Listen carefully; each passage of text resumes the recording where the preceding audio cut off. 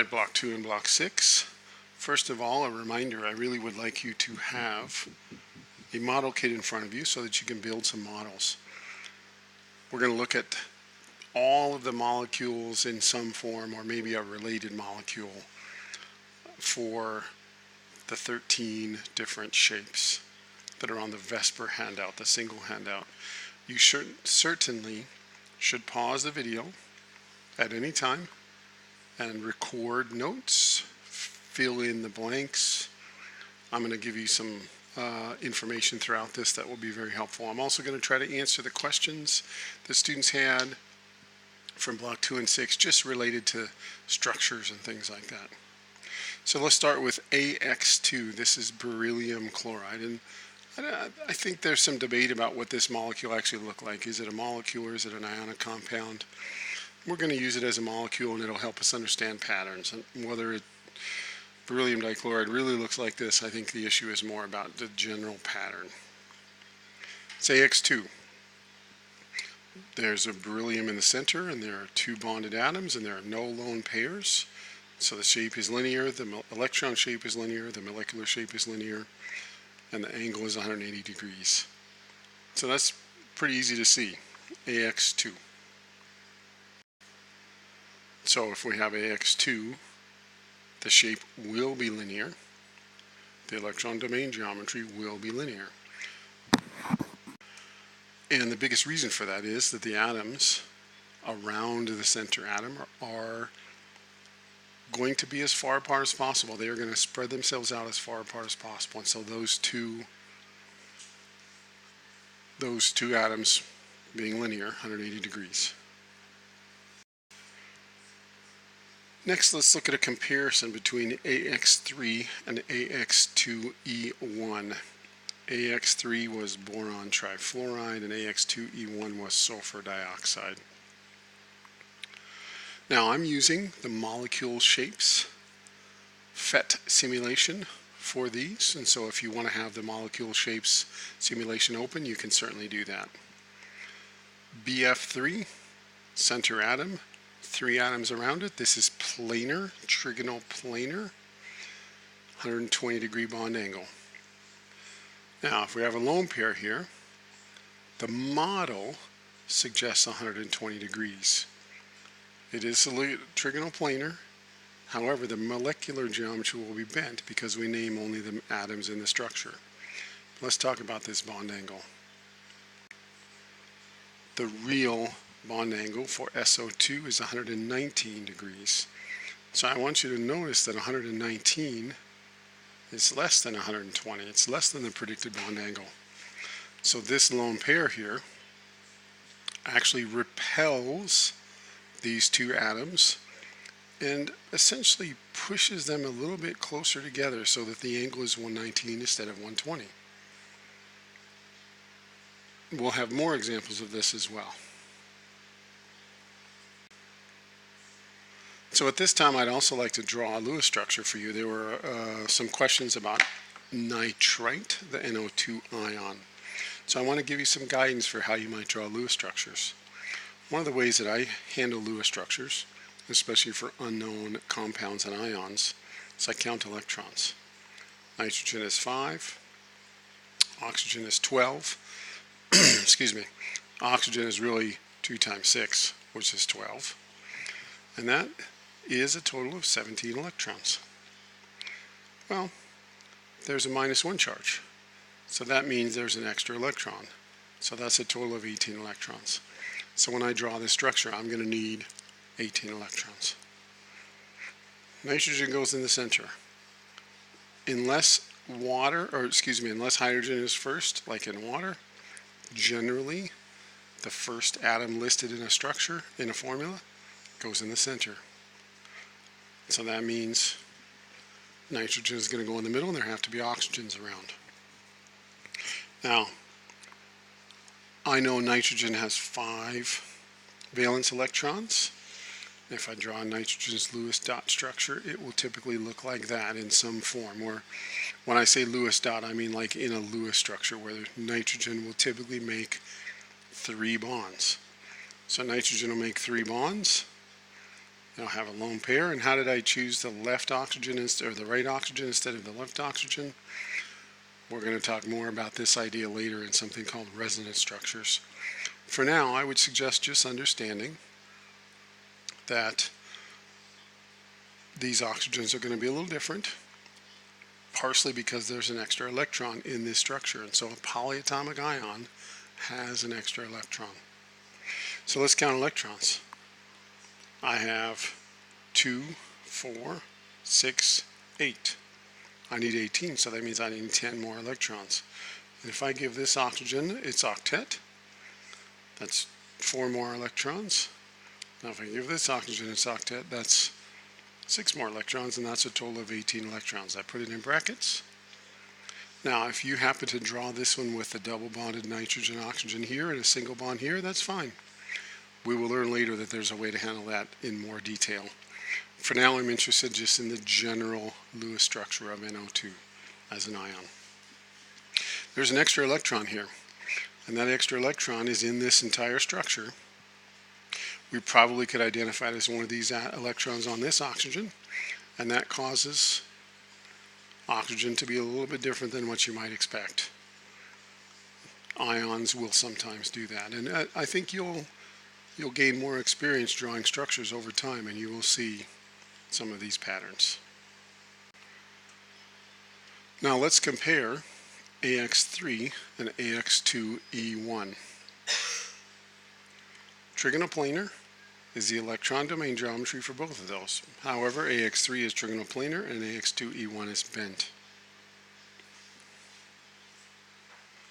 Notice a pattern. 3 plus 0, 2 plus 1 adds up to 3.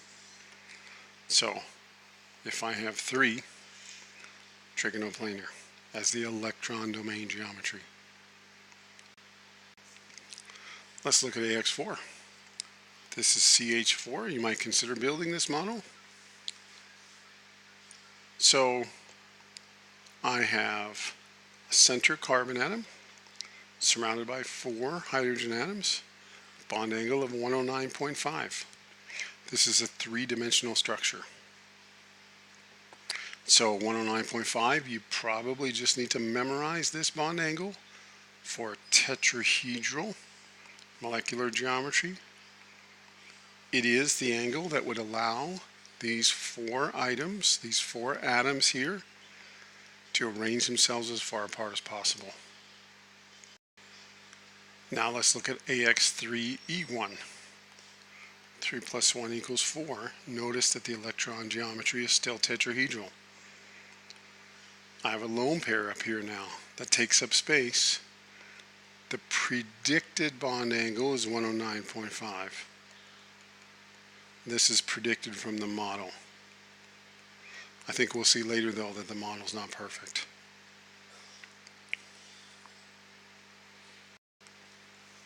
AX2E2, this is 2 plus 2. This is water. Previous molecule was ammonia. I would recommend you actually build both of them. In water's case, I have 2 lone pairs. Predicted bond angle 109.5, but this is still tetrahedral as an electron geometry. Now it's bent as a molecular geometry. This is a predicted bond angle. We will see in a minute that the predicted is not always equal to the actual, especially when there are lone pairs present, because these lone pairs will push the atoms closer together. But I want you to notice 2 plus 2 is 4, and I have a tetrahedral electron domain geometry, just like 3 plus 1 was 4, just like 4 plus 0 was 4. So that tetrahedral shape is important. Now let's compare actual bond angles with predicted bond angles. AX4, predicted angles 109.5 all around. This is methane, actual bond angles 109.5 all around. So the predicted and the actual were the same. There are no lone pairs to kind of mess with it. Now this is ammonia, this is nitrogen with 3 hydrogens and a lone pair. The angle here is 107.8, although most of your textbooks will identify this as 107 degrees. for NH3, and that's the angle I'd like you to remember. So notice that the predicted angle is a little bit larger than the actual angle, or maybe a better way to say that is the actual bond angle is slightly less than the predicted bond angle. Water, this is H2O down here on the bottom right. Water has an actual bond angle of 104.5. Notice that that is less than the 109.5. So I go from 109.5 to about 107 to 104.5. It's decreasing. One lone pair is a little bit less. Two lone pairs is even more less. So these lone pairs are pushing these atoms closer together.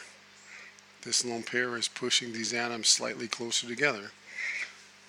So the presence of these lone pairs causes these angles to be different than the prediction.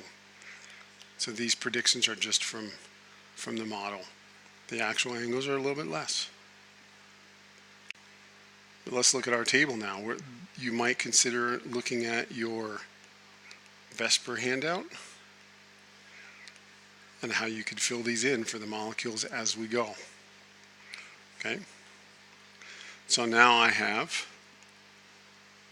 AX4 is tetrahedral and tetrahedral. AX3E1 is tetrahedral for an electron domain geometry, but is trigonal pyramidal for the molecular geometry.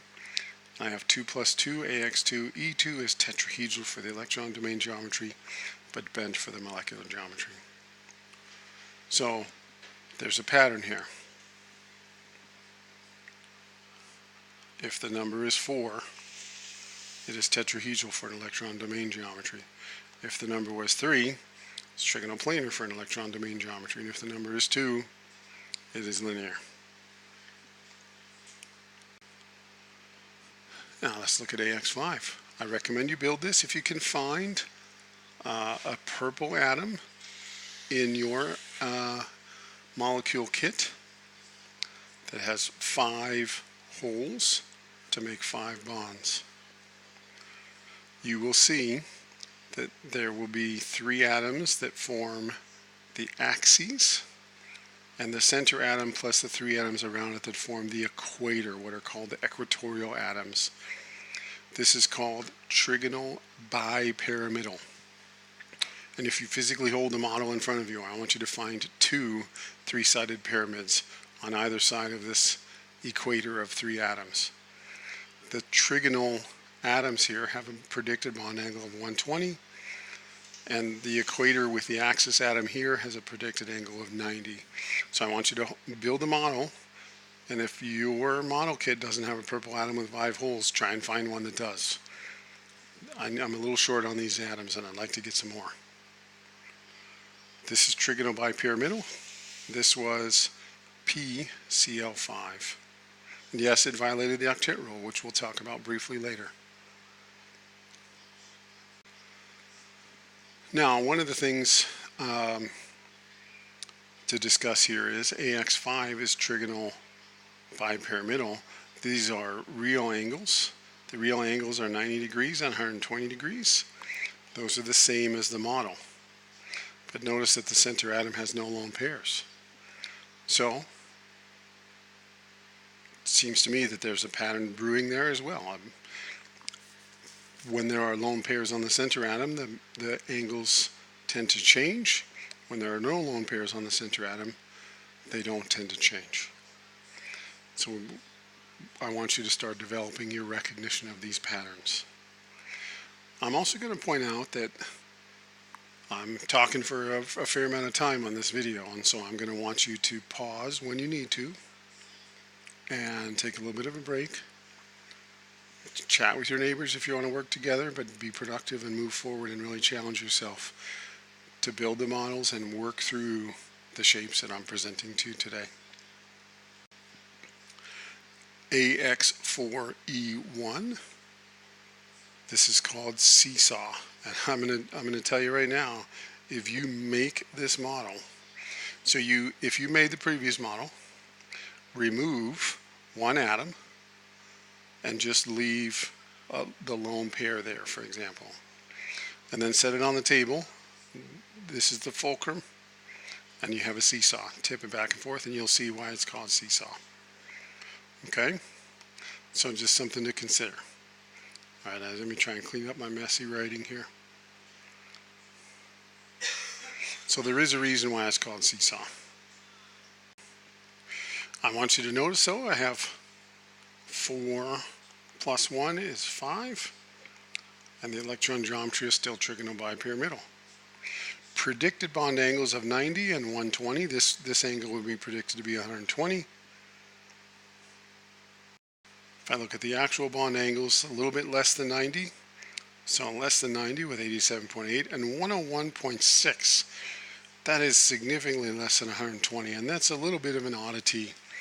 I would say normally the model would predict 120 without any modification, but having a lone pair here, I'd probably predict about 118, and fluorine is 101.6. Interesting in my mind. The first phrase that comes to mind is there's an IRP in there somewhere. Why is this angle so far less than we would predict? So I'm talking about two separate predictions here. One prediction is 120 just based on trigonobipyramidal. A second prediction that's sort of a more precise prediction is, well, there's a lone pair here, and so that means this original prediction will be too high and the atoms will be pushed together, and so it'll be about 118. But it's actually 101.6. Why is that? There's an IRP in there somewhere. So looking at patterns again though, we still have 4 plus 1 is 5, trigonobipyramidal overall, seesaw for the shape. AX3E2, this is still trigonobipyramidal, 3 plus 2 is 5. However, this is T-shaped, and if you build this model, the two lone pairs need to be on the equator and not the axis. These three atoms are in a line that form the axis, and so the two lone pairs need to be on the equator.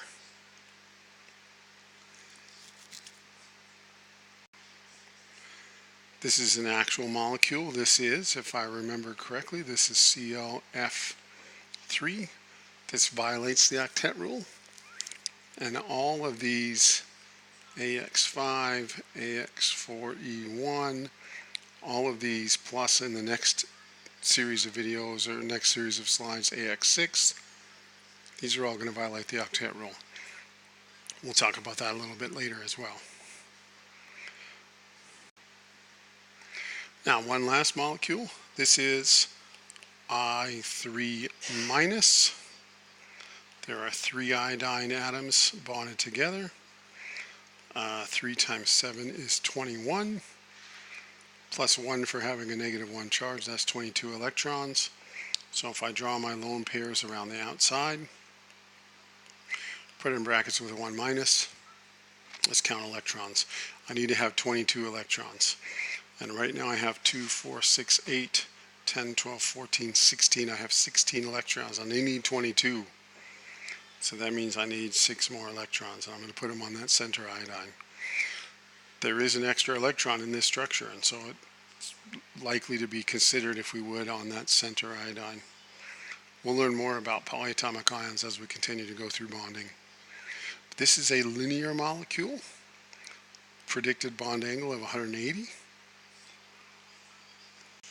And it turns out the actual bond angle is 180 as well. Because these 3 lone pairs, this is a case where the lone pairs don't actually change the bond angle, because the 3 lone pairs will repel equally on both sides. So, sorry about that, because the bond angles, because the lone pairs will repel equally on both sides, this ends up being linear, 180 degrees. So now let's take a look at AX5, AX4E1, AX3E2, and AX2E3. These all add up to 5. And they all have trigonobipyramidal as the electron domain geometry. So we have a pattern. I want you to notice the pattern here. Anytime that there is just an atom with a center atom with atoms around it and no lone pairs on the center atom, the electron domain geometry and the molecular geometry are the same. So do we have to memorize these? On some level, yeah. Think about what will help you remember things in spatial orientation. But definitely start to see the pattern here of anytime there are no lone pairs, the molecular geometry and the electron domain geometry are the same. We've got 3 more molecules to talk about. Next is SF6. This is octahedral. As an electron geometry, it is octahedral as a molecular geometry, and all the bond angles are 90. And SF6 here would have the same angles, 90 degrees all around.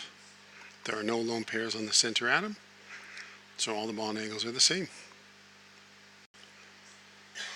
AX5E1, pick any of the 6 atoms around the center and remove it, and you will end up with this structure. Doesn't matter which one you remove. This is called square pyramidal, but the electron geometry is still octahedral because 5 plus 1 equals 6. Square pyramidal, think about what that shape looks like. We would predict bond angles of 90, but the angles are actually less than 90 here. They're 85 degrees for this particular molecule, which is less than 90 degrees. Now, what bond angles does IB expect you to remember? Well, all of the predicted bond angles you would need to remember.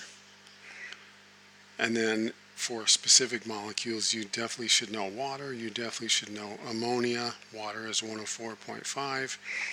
Ammonia is 107. And I would say for AX2E1, I would say 118. And so I want you to begin to recognize that with lone pairs, the angle is a couple degrees less than predicted. With 2 lone pairs, like in water, it's about 5 degrees less than predicted.